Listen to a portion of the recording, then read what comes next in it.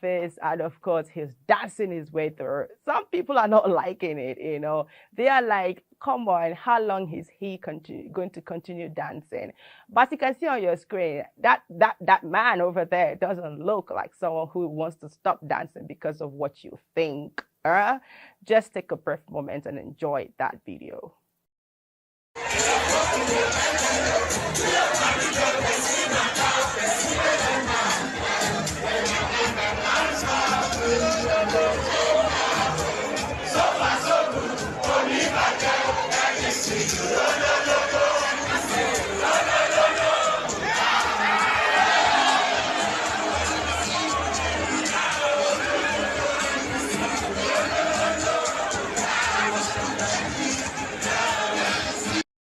All right, so as you can see there, I mean, he's all happy. One thing I love about Governor Adeleke is the fact that he always has a positive outlook. You cannot really tell when positivity, and I'm sure he's definitely going to do amazingly well for the people of Osun State. As you can see, it has already started because he did massive sweeping, massive sweeping, 12,000 workers, which of course, I don't know, but I feel that those workers were not even for the good of the state in the first place, because if you look at it, it was more like these people were brought in even after he had even won the primaries, after he has won. I mean, and then the former governor now brought these people. What was your aim exactly? Is it to sabotage him, or what was he thinking that okay, putting these people in place is going to, help him? No, it's not going to help him, because the truth is, any new leader coming in, if you meet people on ground that you cannot work with, that are not in the interest of your party or interest of your leadership, then it's good for them to let them go.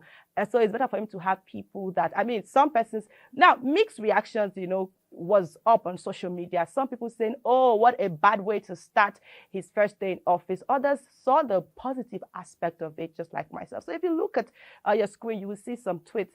We'll take some tweets. Some people were saying some things about reactions, pertaining this. And of course, this one says that the media tells you Adeleke sacked, 12,000 workers, but they failed to tell you that they were merely employed after Oyetola lost his election. We have to be grateful for social media. If you believe any pom-pom story, I'll take that out, without verifying, it's because of your bias. And that's a good one. Now, this one actually said, less than 24 hours in office, Governor Ademola Adeleke has already appointed 3 top members of Osun State Executive Council. And of course, I tell you, this man means business. The Osun people have struck gold with Adeleke. Imole is here. I love good stories. And, other amazing. If you follow the thread, you see that many people were complimenting him. Others were like, some people 12,000 people have lost jobs. But the truth is, 12,000 people are still going to win jobs. To me, it's a big congratulations, and it's a big win for the people of Osun State. And I know that under Adeleke, Osun is going to be great. And of course, the same way Osun is great, Nigeria is definitely going to regain its light, and it's definitely going to be great under His Excellency Alhaji Atiku Abubakar. You like that, right? I also like that. All right, so moving on, we're talking about ASU. Now, ASU has come again. And it's so bad that a country like Nigeria at this point, we're still having issues in the educational sector. Now, the Academic Staff Union have said that they are going to, they're going to start a policy of no pay, no work. They're going to invoke that policy. And they are giving the federal government up until 31st. Well, some people are saying that the demands of the ASU is just too much. Others are saying that, well, they are in their fair right, to demand whatever it is that they want to demand. And now they are saying that if backlogs are not being paid, that they are just going to not even all the time missed. And the thing is, whatever happens between the ASU and the federal government is definitely going to keep affecting students. For how long are Nigerian students, going to stay at home? The last one, they stayed for about 8 months at home without going to school. Do you know what it means? 8 months, baby don't mature finish. But then again, you see this. I mean, some persons got married during that period. Some persons, had babies during that period. Some persons just the course of their life was changed during that period. But here we are again having this same conversation, just barely a few months after we're having this same conversation about the ASU. What is the government actually doing concerning the issue of ASU? Is it like ASU is a joke to them or what? Because you can't be playing with the lives of Nigerian students like that. Some people have actually had to travel out just because they want to study in other countries that are very, very serious with their educational lives, educational sector. And of course, this has entered the conversation of the new Naira note, because some are saying, okay, the money that was spent, redesigning the new Naira note, if they had spent that money to take care of the demands of ASU, we will not be in this same position. As you can see on your screen, several headlines, carried on all social media platforms. People were talking about it, and they're saying, okay, fine. What does it, at this point, the question is, what does the federal government want to do? Because now a deadline has been fixed for 31st. Is the government going to just say, oh, is their usual talk? Or is the government going to bring them back into a room and say, okay, fine, we are ready to play ball. We are ready to meet your demands? Of course, they said that before, but why we are still having this conversation? I mean, I think a few weeks ago, the ASU also hinted something about this, that they were going to go on another strike. And Nigerian students were like, oh, please, please, please don't do that. And then now again, they are saying, okay, if you don't meet our demands 31st, this is what we are going to do. We're going to invoke no pay, no work. Who is going to suffer this at the end of the day? The Nigerian students. So I don't know how to describe this particular government, but it just keeps failing in all ramifications. This is why we need a person like Alhaji Atiku Abubakar, who of course we know is very, very particular about the educational sector. I mean, for a man like himself, who of course is well-read and of course well-traveled, he knows the importance of education. And I'm not sure he will want to allow students to stay at home for even 1 month without having a solution to the problem. What exactly is the problem of us that cannot, be easily met? Monies are being spent every day. What are they going to do? I mean, channel these monies to the appropriate sector and see how it's going to boom. And of course, everyone is going to smile. Instead, what do we have? Things that we don't understand. Anyway, let's go on a short break. And when we come back, we move on to other interesting stories. It's social trends right here on AtikuLive. My name is Cynthia. Don't go anywhere. This story did not begin in the wealthiest of homes, or streams flowing with liquid gold and silver spoons dipped into stews garnished with privilege. In this story, the king was once a peasant, a humble son to parents of humble means. A firm hand on the farm, shepherds of rolling herds fetching feed for the famished of the flock. There was no power in his homestead, but everyone agreed. His heart shone with the radiance of 1,000 fireflies, regardless of how dark the night. These were different times, grassroots times. Kojoli was the place he first learned to dream, under the soft glow of crackling firewood flame, to ask, what miracle can these proper hands grow, and to pray the prayer of a seed in dirt. But dirt is a fertile ground for the germination of being. This story, from the wind-swept northeastern landscapes in all their glorious barrenness, with the gates of his father's house shut against the penetration of Western education, it seemed like the future would be full of doors no son of Garba would be able to unlock. But destiny is a dogged shadow, chasing and chasing until it caught him in Jada. God bless Kawu Ali, who had learned to believe. Even in those grassroots times grazed by doubt, he would register the little dreamer in a school and did not scorn his baby steps as if to say, yes, even the Iroko was once a tender seedling, learning to survive the rage of seasons. So dream, let the stars guide you. This story is about the path the dreamer towed through toil and tremor, tempest and tide, eating failure like yams. Some of them were hard to swallow, but it takes a man thirsty for triumph to keep watering his spirit when losses come encroaching like desert sands. Orphaned at 11, mother's heart gave up when the star of a chap began to glisten. He faced the world with a wrestled smile. Someone once said, Grace is God's gift to you, but discipline is the gift you give yourself. Tito your daddo. This is Atiku, and Lord knows it takes a man yearning for mastery to refuse to open the door when the urge to give up comes knocking. This is Atiku, giving back generously to the very land that turned its back on him. Mounted castles where only shacks once stood. This is Atiku, who does not just say education is the key, but has forayed into the fairy furnace to forge many keys for our children. The man who has stood the test of age and times, who has ascended realms only few have dreamt. This is Atiku, battled the pressures of the Echelon to return to us as the diamond in the sky, who has scattered his seeds of unity in a land fragmented by shallow loyalties. Atiku, the man who has built empathy out of resentment, resilience out of defeat, and grace out of grass. This is Atiku, wazirin Adamawa, namiji barkono, mai akuya yayi tafiyan dare ma bale mai kura, ai na me gona ne.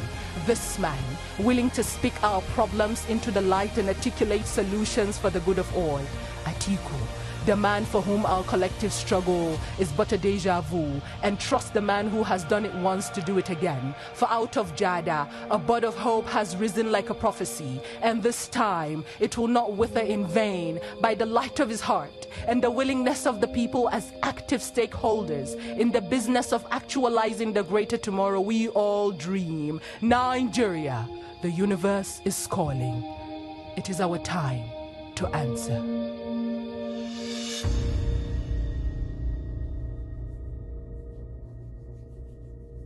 All right, so I'm definitely sure you saw that, and that image definitely is not it's not something that you've not seen before. A cartoon, of Aisha Buhari strangling the boy. Now it's not. Nigerians are very, very creative, and of course, demand for justice of that boy is really up. The conversation is still bubbling, it's still buzzing, it's still available on all social platforms. It's almost like if we don't see that boy being released, Nigerians are not going to keep quiet about it. And of course, you might want to wonder, oh, why is the conversation so much up onto that? Because usually people feel that, okay, trending conversations in Nigeria last between 2 to 3 working days, and after that we move to another conversation. But this particular one has, lasted for about a week. So, and people are still talking about it. That's because it's the seriousness of the conversation. Now we're talking about fighting corruption, and then it's almost like the wife of the president, who we know has not really been very we say, like many people like to describe her as the wife of the president, who has not really been involved with the happenings of Nigerians. Even when Nigerians are complaining of insecurity, complaining of hunger, complaining of different things, she has not really been involved. But here, when someone says something about her, which of course, if you look at it in the real sense, is actually true. If you check your screen, there's a before and after photo of Aisha Buhari. And of course, you can see that she wasn't looking this chubby. The way now, like the guy said, you don't chop taxpayers' money now. And look at how enlarged she's looking. Somebody just pointed out the truth, and you have a problem with it. Yeah, so yes, things that are upsetting Nigerians is the fact that, okay, you're using the apparatus of the nation against this boy. And of course, now there's a new angle to this conversation, because the person who was sent to get the boy from school and all of that is actually one of the aides to Aisha Buhari, and his son who, will I say the one doing the dirty jobs? We don't know, but there are several angles to this. Now, there's a particular angle to this particular story, which of course doesn't really favor the conversation amongst social media users. And they are like, now if you look at your screen, you will see something there, which is the fact that the uncle of this boy, made a statement talking about if it was a southerner who said that no one would be able to arrest him. But since he's a northerner, he has no privilege, and even that they are worshiping Allah. Now, Patience Jonathan was not. I think that in trying to make his point, the uncle of this boy was will I say, contradicting himself somehow? Will I say he was putting himself in a hole, kind of? Yeah, because here, Nigerians, both the South, the North, the East, the West, everyone coming out to speak about this particular issue. But he had to make it look as if it was about the North. I mean, we've had Southerners who have said things about the government and they have paid dearly for it. We've had people who have suffered from this very government, their accounts being frozen, their privileges stripped off, you see people just, evading their privacy just because they said something online. And then so I do not think that this is about a southern or a northern thing. And I would like that the uncle of this boy should not even make it about this conversation, because if they decide to pursue this conversation in this line, the truth is that many Nigerians are just going to remove their hands off this conversation, because the truth is nobody would want to make it look like, oh, this is about a religion or this is about tribe. The same Patience Jonathan that he made reference to, people said so many horrible things about her. Even the daughter of Aisha Buhari said terrible things about her. Till date, Patience Jonathan's voice is still being used in skits. How bad can that be? You keep hearing skits. Will you keep quiet? You keep hearing all of this. That is the voice of Patience Jonathan. Till date, people are making money using her voice in their different content, and nobody, absolutely nobody have been arrested. Absolutely nobody has been beaten or brutalized. Absolutely nobody. So I don't think that the uncle of this boy driving the conversation towards the southern or the northern or religion or not religion, I don't think it's going to be a good bargain for him. I just think that he should allow it go the way it's going, where all well-meaning Nigerians are saying this is not right. And of course, there are several tweets, as you can see on your screen, where Nigerians are actually still talking about it, because it's more like corruption fighting corruption. Like, in fact, let's just put it that way. Now, this one says the SSS officers took Aminu, to the presidential villa, and in front of Aisha Buhari, they kept beating him. He was crying as she sat down and watched. How horrible can a person be? And of course, this other tweet by Mr. Macaroni said, Madam First Lady, you are than the law. You should use your power to serve the people, not oppress them. Free Aminu. Now, people are, and about the ADC that was used to pick up this guy. Now, pictures of him are all over our social media. And of course, it's happened that, he was unlawfully adopted from his school, and he and Aisha beat mercilessly, beat this boy to, unconsciousness in the Aston Villa. To think that all of these things happened at the Aston Villa, it's terrible. It's really, really disheartening. But then again, this does not look like a conversation that is going to end anytime soon. I think the only time this conversation will end or take a rest is when Aminu had been released. That is our desire. These are some of the things that you cannot see happening, with a person like His Excellency. I don't think that the First Lady, to Alhaji Atiku Abubakar will just pick up somebody just because the person said one or two things. There are better things to pay attention to than who is talking about you on social media. For a government who has always said that people on social media are not valuable, so why are you not getting offended, by that? But anyway, we will keep following the story, because it doesn't going to end anytime soon. So we keep following the story to see how it goes, and of course the release of this boy. Now if you look at your screen, there's a video. Of course, it's not going to be exciting without something on on the APC. Now, a video actually leaked out, and it was all over on social media about the people collecting something. But don't worry, we'll come back to that one later. All right, so yesterday there was a story about the IGP sentenced to 3 months in prison. Some people are happy. I must say. Some people are very, very happy. They're very, very happy. Others are not happy. Because if you recall, a few weeks back, it was the EFCC boss. And then now it is the IGP. It's almost like these people who we thought, okay, fine, they cannot go down for anything, or they have immunity, or they're just some lord and master or something. We just see them getting some form of punishment left, right, and center. It's a good one. I mean, I think it's a step in the right direction. Whatever you do that you think that you're above it, you get punished for it. That is the much we can take on social trends today. Join me on Friday, because I know that all the food where they cook now go on ready by that Friday. So join me on Friday for more of the interesting stories happening right here in our nation, Nigeria, from the APC to the PDP to the Labour Party to all of the crazy things happening in the country. But one thing you should never forget is to vote wisely, because of course, come 2023, we cannot afford to make any more mistakes. We cannot afford to have any of this type of terrible stories up on our social positive things, because there's too much negativity on the timeline. So we need someone who's going to give us positivity, and who else is capable of doing that if no other person than His Excellency Alhaji Atiku Abubakar. So join me on Friday on Social Trends. My name is Cynthia. Do not forget to follow us on all our social media platforms, and of course subscribe to our YouTube channel. Tell somebody